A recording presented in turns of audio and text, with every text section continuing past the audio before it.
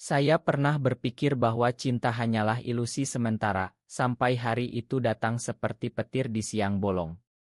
Bangun tidur, saya menemukan seorang pria asing telanjang di samping saya, matanya seperti mata kucing kesayangan saya yang hilang semalam. "Aku adalah kucingmu, Adi," katanya dengan suara lembut tapi tegas, membuat jantung saya berdegup kencang antara takut dan penasaran yang tak tertahankan. Itu pagi di Jakarta, di apartemen kecil saya di kawasan Kemang yang selalu ramai dengan suara klakson dan aroma kopi dari warung tetangga. Nama saya Adi, seorang desainer grafis berusia 28 tahun yang hidup sendirian sejak orang tua saya pindah ke Bandung. Kucing saya, yang saya namai Rama karena matanya yang hijau seperti hutan di Bali, adalah satu-satunya teman saya. Saya menemukannya 2 tahun lalu, terluka di pinggir jalan saat hujan deras. Sejak itu, Rama menjadi bagian dari rutinitas saya, memberi makan, mengelus bulu halusnya, dan berbicara dengannya seperti kepada manusia. "Kau satu-satunya yang mengerti aku, Rama," sering saya bisikan saat malam-malam kesepian menyerang. Tapi sekarang, pria itu yang mengaku sebagai Rama, duduk di tepi tempat tidur, tubuhnya atletis dengan kulit sawo matang khas orang Indonesia, rambut hitam acak-acakan, dan senyum yang membuat saya gelagapan. "Ini pasti mimpi buruk," gumam saya dalam hati, tapi tangannya menyentuh lengan saya, hangat dan nyata. "Adi, dengarkan aku. Aku terkutuk oleh seorang dukun di desa asalku di Jawa. Setiap malam purnama, aku berubah jadi manusia, tapi hanya untuk orang yang benar-benar mencintaiku bisa melihat bentuk asliku." Kata-katanya mengalir seperti sungai Ciliwung, penuh misteri yang membuat pikiran saya berputar. Saya mundur, jantung berdegup kencang. "Ini gila. Kau siapa sebenarnya? Keluar dari sini sebelum aku panggil polisi."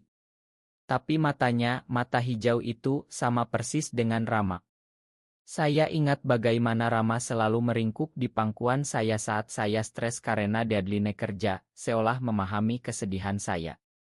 Apakah ini mungkin? Di Indonesia, cerita tentang makhluk gaib seperti kuntilanak atau were kucing bukan hal baru, tapi ini terlalu dekat, terlalu pribadi.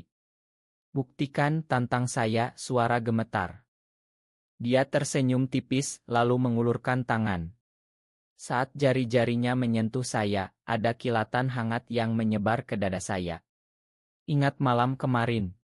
Kau bilang kau kesepian, bahwa kau tak pernah merasakan cinta sejati karena takut ditinggalkan seperti mantanmu." Saya terpaku. Itu rahasia yang hanya saya ceritakan pada Rama, pada kucing itu. Bagaimana dia tahu? Pikiran saya berperang, satu sisi ingin percaya, sisi lain menolak. Ini pasti tipuan, batin saya, tapi hati saya sudah mulai goyah. Kami berbicara sepanjang pagi. Namanya sebenarnya Rama, seorang pemuda dari desa kecil di lereng Gunung Merapi. Dia dikutuk karena menolak perjodohan oleh keluarganya, dan dukun desa mengubahnya jadi kucing untuk belajar rendah hati. Hanya cinta murni yang bisa mematahkan kutukan itu. "Kau menyelamatkanku, Adi. Kau mencintaiku tanpa syarat, meski aku hanya kucing." Kata-katanya menyentuh sesuatu di dalam saya, sesuatu yang lama terkubur sejak saya sadar orientasi saya berbeda. Di masyarakat Indonesia yang masih konservatif, mencintai sesama pria adalah perjuangan diam-diam, penuh rasa takut ditolak keluarga dan teman. Saya merasa campur aduk. Senang karena Rama bukan lagi hewan peliharaan, tapi takut karena ini berarti menghadapi perasaan saya sendiri. "Apa artinya ini bagi kita?" tanya saya dalam hati, sementara dia memandang saya dengan mata penuh harap. Hari itu, saya memutuskan untuk membantunya. Kami pergi ke pasar tradisional di sekitar apartemen, membeli baju sederhana untuknya.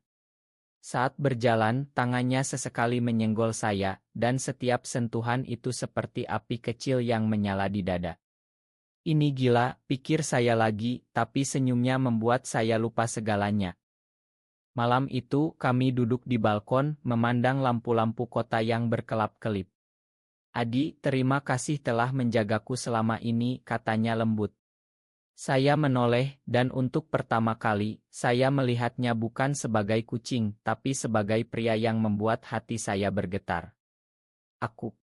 Aku tak tahu harus bilang apa, jawab saya, suara parau. Di dalam, konflik mulai muncul, apakah ini cinta, atau hanya ilusi dari kesepian. Saya ingat masa kecil di Surabaya, ketika saya pertama kali menyadari ketertarikan pada teman laki-laki, dan bagaimana ayah saya pernah bilang, jadi pria sejati, jangan lemah. Kata-kata itu masih menghantui, membuat saya ragu. Keesokan harinya, Rama mulai beradaptasi dengan bentuk manusianya. Saya ajari dia menggunakan ponsel, memasak nasi goreng sederhana, dan bahkan bercanda tentang kebiasaannya menggaruk furnitur saat jadi kucing. Tawa kami mengisi apartemen yang dulu sepi. Tapi di balik itu, saya merasakan gejolak. Setiap kali dia dekat, napas saya tersengal. Ini salah, batin saya, tapi hati berkata lain. Kami berbagi cerita, dia tentang desanya yang hijau, saya tentang mimpi menjadi seniman tapi terjebak di pekerjaan kantor. Kau punya hati yang besar, Adi, katanya suatu malam, tangannya memegang tangan saya. Sentuhan itu membuat dunia berhenti. Namun, keraguan mulai menyelimuti. Bagaimana jika kutukan tak hilang? Bagaimana jika orang tahu tentang kami? Di Indonesia, meski ada kemajuan, diskriminasi terhadap LGBT masih nyata. Saya bayangkan reaksi teman-teman, keluarga. Aku tak bisa, pikir saya, tapi mata Rama penuh cinta membuat saya diam. Hari-hari berlalu, dan perasaan kami semakin dalam. Suatu sore, di taman dekat apartemen, kami duduk di bawah pohon rindang. Adi, aku mencintaimu, katanya tiba-tiba. Jantung saya berhenti. Aku juga, balas saya, tapi di dalam, badai mulai berkecamuk. Apakah ini nyata, atau hanya karena dia butuh saya untuk mematahkan kutukan? Perasaan itu semakin kuat, seperti ombak di pantai Kuta yang tak henti menerjang. Setiap pagi bangun melihat Rama tersenyum di samping saya, membuat saya lupa segala keraguan. Kami mulai menjalani hari seperti pasangan biasa, sarapan bersama, jalan-jalan di mal, bahkan nonton film di bioskop. Tapi di balik senyum itu, hati saya bergolak. Apakah aku benar-benar mencintainya, atau ini hanya belas kasih? Tanya saya pada diri sendiri setiap malam, saat dia tidur nyenyak. Rama, dengan kepolosannya, membuat segalanya terasa indah. Dia belajar cepat, dari cara menggunakan angkot sampai memasak rendang ala ibunya. Adi, ini seperti mimpi, katanya suatu hari, matanya berbinar. Saya tersenyum, tapi dalam hati, saya ingat masa lalu. Mantan saya, seorang pria bernama Budi, yang meninggalkan saya karena tekanan keluarga. Kita tak bisa bersama, katanya dulu, meninggalkan luka yang dalam. Kini, dengan Rama, luka itu mulai sembuh, tapi ketakutan kembali muncul. Bagaimana jika dia pergi juga? Suatu akhir pekan, kami pergi ke Bogor, ke kebun raya. Di sana, di antara pepohonan tinggi, Rama memegang tangan saya erat. Adi, kutukan ini hampir hilang berkatmu. Tapi aku tak ingin ini berakhir. Kata-katanya membuat air mata saya hampir jatuh. Kami berpelukan di bawah hujan gerimis, dan untuk pertama kali, saya merasakan kedamaian. Tapi malam itu, di hotel kecil, mimpi buruk datang. Saya bermimpi Rama berubah kembali jadi kucing dan pergi selamanya. Bangun keringatan, saya peluk dia erat. Jangan tinggalkan aku, bisik saya. Kembali ke Jakarta, rutinitas berlanjut, tapi konflik internal semakin dalam. Teman kantor saya, seorang wanita bernama Sari, mulai curiga. Adi, kau tampak bahagia akhir-akhir ini. Ada pacar baru, tanyanya. Saya gelagapan, hanya teman. Tapi hati saya berteriak, dia lebih dari itu. Rama, yang mulai bekerja paruh waktu di KAI dekat apartemen, juga menghadapi tantangan. Orang-orang memandangku aneh, Adi. Aku merindukan kebebasan sebagai kucing. Kata-katanya menyakitkan, membuat saya bertanya, apakah dia bahagia dengan bentuk ini? Suatu hari, kami bertengkar pertama kali. Saya pulang lelah dari kerja, melihat Rama berbicara dengan seorang pria di KAI. Cemburu membara. Siapa dia? Tanya saya tajam. Hanya pelanggan, jawabnya tenang. Tapi di dalam, saya marah. Kau tak mengerti betapa sulitnya ini bagiku. Mencintai pria di negeri ini berarti risiko, teriak saya. Rama memandang saya sedih. Adi, aku mencintaimu karena hatimu, bukan karena kutukan. Kami berdamai dengan pelukan, tapi benih keraguan tertanam lebih dalam. Perasaan cinta semakin kuat, tapi begitu juga ketakutan. Saya mulai mencari informasi tentang kutukan di internet, membaca cerita rakyat Jawa tentang were kucing. Mungkin ada cara mematahkan sepenuhnya, pikir saya. Rama setuju dan kami rencanakan pergi ke desanya di Merapi. Tapi di balik rencana itu, hati saya bergumul, apakah setelah kutukan hilang dia masih mencintaiku? Malam-malam, saya duduk sendirian di balkon, merokok sambil memandang bintang. Tuhan, mengapa cinta ini begitu rumit, doa saya diam-diam. Di tengah itu, momen romantis muncul. Suatu malam, Rama memasak makanan kesukaan saya, sate ayam dengan sambal pedas. Ini untukmu, cintaku, katanya. Kami makan sambil bercerita masa kecil. Saya cerita tentang bagaimana saya dibully di sekolah karena berbeda, dia cerita tentang desanya yang penuh mitos. Kita sama adik. Sama-sama mencari tempat aman. Kata-katanya menyentuh, membuat saya mencium pipinya pelan. Tapi di dalam, konflik semakin sengit, cinta ini nyata, tapi masyarakat tak akan terima. Keraguan mencapai puncak saat saya bertemu keluarga. Adik saya datang berkunjung dan saya sembunyikan Rama sebagai teman sekamar. Adi, kau tampak aneh, katanya. Hati saya hancur, berpura-pura. Setelah dia pergi, Rama memeluk saya. Kita akan hadapi bersama. Tapi saya ragu apakah saya cukup kuat. Perjalanan ke Merapi semakin dekat dan dengan itu ujian sejati cinta kami. Badai emosi semakin mengamuk di dada saya, seperti angin monsun yang menerjang pesisir Jakarta. Perjalanan ke desa Rama di lereng Merapi adalah titik balik, tapi hati saya penuh gejolak. Apakah ini akhir dari segalanya? Tanya saya pada diri sendiri saat kereta membawa kami melewati sawah hijau.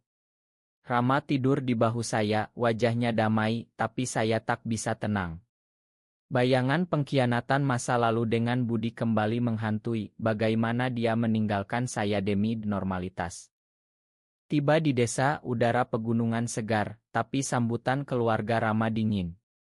Ibunya, seorang wanita tua dengan kain kebaya, memandang saya curiga. Siapa kau? Mengapa bawa anakku kembali? Tanyanya tajam. Rama jelaskan, tapi saya rasakan ketegangan. Di rumah sederhana mereka, saya tidur sendirian di kamar tamu, sementara Rama bicara dengan keluarganya. Malam itu, saya dengar bisik-bisik, dia pria, Rama. Ini dosa. Hati saya hancur. Mengapa Tuhan beri cinta ini jika hanya untuk disiksa, gumam saya, air mata mengalir. Keesokan kami temui dukun desa, seorang lelaki tua dengan sorban. Kutukan ini hanya hilang jika cinta murni, tanpa pamrih, katanya. Rama memandang saya penuh harap, tapi di dalam saya ragu. Apakah cinta saya murni atau ada rasa memiliki? Saat ritual dimulai, dengan asap dupa dan mantra Jawa kuno, saya rasakan energi aneh. Rama berubah sebentar jadi kucing, lalu kembali. Ini bekerja, seru dia. Tapi dukun bilang ada ujian terakhir, pengorbanan. Ujian itu datang cepat. Keluarga Rama paksa dia nikah dengan gadis desa untuk dikembalikan kehormatan. Ini tradisi, Rama. Kau harus patuh, kata ayahnya. Rama menolak, aku mencintai Adi. Kata-kata itu seperti pisau membuat keluarga marah.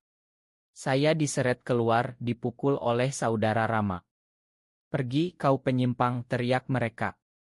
Hati saya remuk, ini pengkhianatan dari orang yang seharusnya mendukung. Rama berjuang, tapi saya lari, air mata membasahi wajah. Mengapa ini terjadi, jerit batin saya. Saya bersembunyi di hutan dekat gunung, dingin menusuk tulang. Rama, apakah kau akan pilih mereka atau aku, tanya saya pada angin. Malam itu, Rama temukan saya, tubuhnya memar. Aku pilih kau, adik. Kita kabur.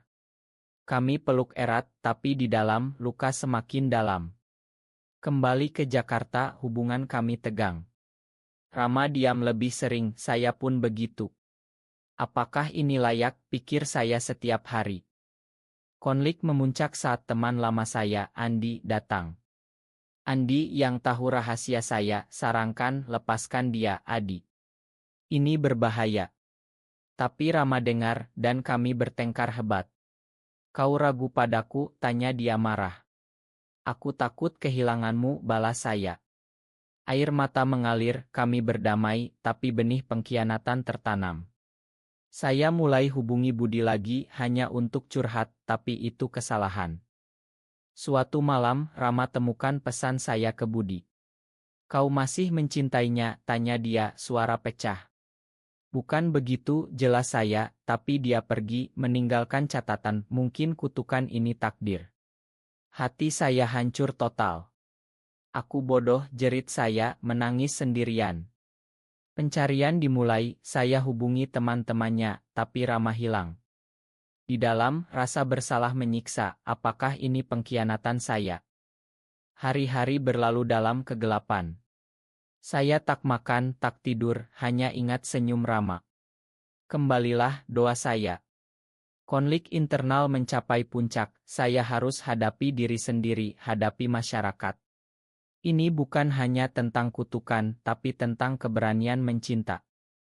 Rasa sakit itu seperti merapi yang meletus, membakar segala yang tersisa di hati saya. Tanpa Rama, apartemen terasa seperti penjara. Setiap sudut mengingatkan tempat tidur di mana dia pertama muncul, dapur di mana kami masak bersama.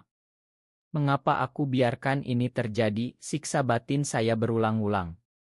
Pesan ke Budi hanyalah pelarian, tapi kini jadi pengkhianatan terbesar. Saya cari Rama di mana-mana, kayak tempat kerjanya, taman aurit kami, bahkan stasiun kereta. Makan aku, gumam saya pada angin. Tapi tak ada jejak. Malam-malam, mimpi buruk datang, Rama berubah jadi kucing dan hilang di jalanan Jakarta yang kejam. Bangun basah keringat, saya menangis. Ini hukuman atas keraguan saya, pikir saya. Akhirnya, petunjuk datang dari Sari, teman kantor. Aku lihat pria mirip Rama di pasar malam Tanah Abang. Saya buru ke sana, hati berdegup. Di tengah keramaian, saya lihat dia, Rama, menjual barang kecil, wajahnya kurus. Rama, panggil saya. Dia menoleh, mata hijau itu penuh luka. Adi, pergi saja. Tapi saya tak mundur. Aku salah. Pesan itu bukan apa-apa. Aku mencintaimu. Kami bicara di warung kecil, hujan deras di luar. Kau hubungi mantanmu saat aku butuhmu, katanya pahit. Air mata saya jatuh. Aku takut, Rama. Takut masyarakat, takut kehilangan. Tapi tanpamu aku hancur. Dia diam, tapi tangannya menyentuh saya. Aku juga takut. Keluargaku tolak aku karena kita. Pengakuan itu membuat kami peluk, tapi pengkhianatan masih menghantui. Kembali bersama, tapi hubungan retak. Rama sering murung, saya pun gelisah. Suatu hari, surat dari keluarganya datang, kembalilah, atau kami anggap kau mati. Rama robek surat itu, tapi matanya basah. Mereka pengkhianat, katanya. Tapi di dalam, saya tahu ini ujian. Saya usul kembali ke desa, hadapi mereka. Bersama, kata saya. Perjalanan kedua ke Merapi lebih berat. Hati saya penuh badai, apakah mereka akan terima kami? Tiba di desa, konfrontasi meledak. Ayah Rama pukul dia, kau bawa aib. Saya lindungi Rama, dia anakmu. Cinta bukan dosa. Tapi mereka usir kami. Di hutan, Rama menangis. Mengapa mereka begitu, tanya dia. Karena takut perubahan, jawab saya, tapi hati saya juga sakit. Malam itu, dukun datang diam-diam, kutukan hampir hilang, tapi butuh pengorbanan, salah satu kalian harus lepaskan yang lain. Kata-katanya seperti bom. Rama bilang, aku lepaskan kau, Adi. Kembalilah ke hidup normal. Hati saya hancur. Tidak. Aku yang lepaskan. Pertengkaran sengit, penuh air mata. Ini pengkhianatan terakhir, memilih untuk pergi demi yang lain. Akhirnya, Rama setuju saya yang dilepaskan. Ritual dilakukan dan Rama tetap manusia. Tapi dia pergi, katanya untuk cari diri sendiri. Saya kembali ke Jakarta sendirian, hati remuk. Ini akhir, tanya saya pada cermin. Rasa sakit semakin dalam, tapi ada harap kecil, mungkin dia kembali. Penderitaan itu seperti samudra yang tak berujung, menenggelamkan saya dalam gelombang kesedihan. Tanpa Rama, hari-hari berlalu seperti mimpi buruk abadi. Saya berhenti kerja, hanya duduk di apartemen, memandang oto kami. Mengapa aku lepaskan dia, siksa batin saya tak henti. Pengorbanan itu seharusnya mematahkan kutukan, tapi justru mematahkan hati saya. Teman-teman coba hibur, tapi tak ada yang paham. Sari bilang cari yang baru. Tapi bagaimana? Rama adalah segalanya. Malam-malam saya ingat pelukannya, senyumnya, dan air mata mengalir. Tuhan beri aku kekuatan, doa saya. Di tengah kegelapan saya mulai tulis diari, cerita kami untuk abadikan cinta itu. Suatu hari pesan datang dari Rama. Aku di Bali, cari kedamaian. Hati saya berdegup. Datanglah, balas saya. Tapi tak ada jawab. Saya putuskan pergi ke Bali, cari dia. Di pantai Sanur, angin laut menyapa, tapi hati saya penuh badai. Bertanya kemana-mana, akhirnya temukan dia di sebuah ila kecil, bekerja sebagai pemandu wisata. Rama, panggil saya. Dia terkejut, Adi, mengapa kau datang? Air mata kami jatuh. Karena aku tak bisa tanpamu. Pengorbanan itu salah. Kami bicara berjam-jam di bawah matahari terbenam. Aku pergi karena takut menyakitimu lagi, katanya. Keluargaku ancam, masyarakat tolak. Tapi saya pegang tangannya, kita hadapi bersama. Cinta kita lebih kuat. Konfrontasi terakhir, kami hubungi keluarganya ya Ideo. Makan kami, kata Rama. Ibunya menangis, aku takut kehilanganmu. Perlahan mereka mulai terima, meski sulit. Ini kemenangan kecil, tapi berarti. Kembali ke Jakarta, kami bangun hidup baru, Rama buka usaha kecil, saya kembali desain. Tapi luka masih ada, kami saling dukung. Cinta kami semakin dalam, penuh pengertian. Terima kasih telah kembali, bisik saya suatu malam. Aku tak pernah pergi sebenarnya, jawabnya. Di dalam, emosi membuncah, dari pengkhianatan ke pengampunan, dari sakit ke penyembuhan. Gelombang emosi mencapai puncak seperti tsunami yang menghantam, tapi kali ini membawa harapan bukan kehancuran. Dengan Rama kembali, hidup kami seperti mimpi yang pulih. Kami pindah ke rumah kecil di pinggir Jakarta, dekat pantai, untuk hindari keramaian. Setiap pagi bangun dalam pelukannya, saya rasakan kedamaian yang lama hilang. Ini nyata, bisik hati saya, air mata bahagia mengalir. Tapi perjuangan tak berakhir. Masyarakat masih bisik-bisik, teman lama menjauh. Mengapa kita tak normal, tanya seorang kerabat. Tapi kami tegar. Rama bilang cinta kita adalah normal kami. Kami ikut komunitas LUG di Jakarta, saling dukung. Di sana, kami temukan teman baru, cerita mirip. Kalian inspirasi, kata seorang. Itu membuat hati saya hangat. Keluarga Rama perlahan berubah. Ibunya datang berkunjung membawa makanan desa. Makan ibu, katanya sambil peluk Rama. Saya menangis diam-diam, terima kasih, jawab saya. Ini rekonsiliasi personel. Ayahnya masih dingin tapi setidaknya tak tolak lagi. Di dalam, emosi saya membeludak, dari penolakan ke penerimaan, ini kemenangan manusiawi. Cinta kami semakin kuat, penuh kedalaman. Suatu malam di pantai, di bawah bintang, Rama berlutut. Adi, maukah kau jadi pasanganku selamanya? Tanpa cincin mewah, hanya janji hati.